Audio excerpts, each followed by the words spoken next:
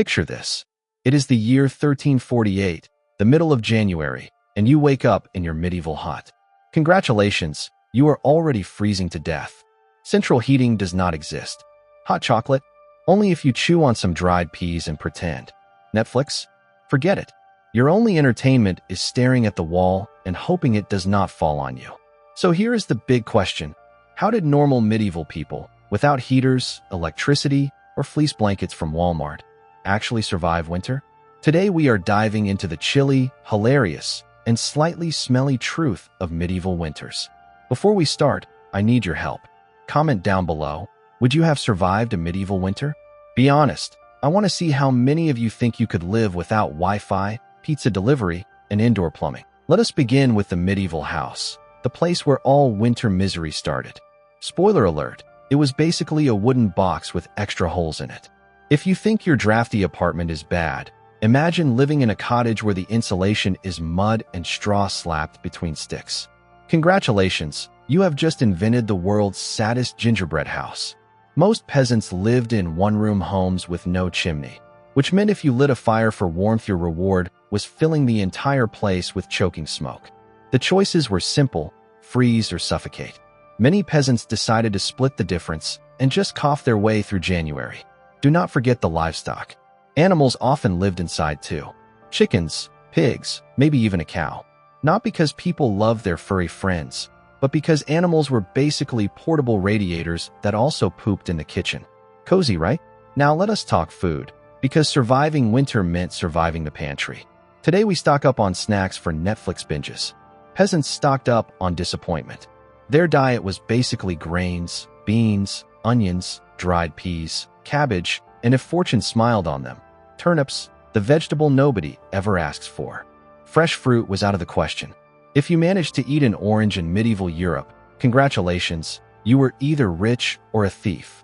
Meat was rare too, unless it was salted, smoked, or so tough it doubled as a weapon. Imagine eating dried fish for 3 months straight. It is enough to make anyone hallucinate about cheeseburgers. So yes, the big medieval survival skill was not hunting or farming. It was simply not starving, which, spoiler alert, a lot of people failed at. Alright, let us check out medieval fashion, because if you cannot eat like a king, at least you can dress like a very itchy onion. Winter style was all about wool, fur, and as many layers as you could physically pile on. The colder it got, the more you dressed like Shrek disguised as an onion. Wool was king, fur was queen, and leather boots were the prince that gave you blisters. Gloves were rare. Scarves only if you had leftover cloth, otherwise tough luck. Hats though were everywhere. Floppy hats, round hats, pointy hats. You had to keep your head warm somehow, because if your ears froze off, nobody was stitching them back on. In short, medieval fashion was not about looking good. It was about preventing frostbite while still smelling faintly of sheep. So what did medieval peasants actually do all winter? They could not exactly play Xbox or binge-watch Game of Thrones. Instead, they told stories, played dice or board games like Nine Men's Morris, and occasionally sang songs or danced to stay warm. Think of it as the medieval version of TikTok, only slower and with more accidental fires. A lot of winter life was simply about staying busy. People mended clothes, repaired tools, spun wool, or carved wood. Because if you were not useful, you were just another mouth to feed, and in winter, mouths were expensive. Honestly, it makes our modern winter hobbies look like paradise. Imagine telling a peasant that you spent your Saturday in a heated room playing Minecraft while eating chips. They would either faint or try to marry you for your snacks. Beyond entertainment, peasants had real work to do during winter. They used the cold months to brew ale, repair farming tools, cut firewood, and preserve what little food they had. Ale, in fact, was not just a fun drink. It was safer than water. So yes, people sometimes got a little buzzed just trying to stay hydrated. They also used clever tricks like putting hay in their shoes for insulation or sleeping in a big family pile under one scratchy blanket. Was it comfortable? No. Was it warm? Kind of. At least until your little brother started kicking in his sleep. Of course, winter was not just about food and fashion. It was also about faith and survival. Many people believed cold weather, sickness, and famine were punishments from God. So prayer was as much a survival strategy as firewood. Winter was also a time when death rates soared. Malnutrition, disease, and plain old freezing to death were common.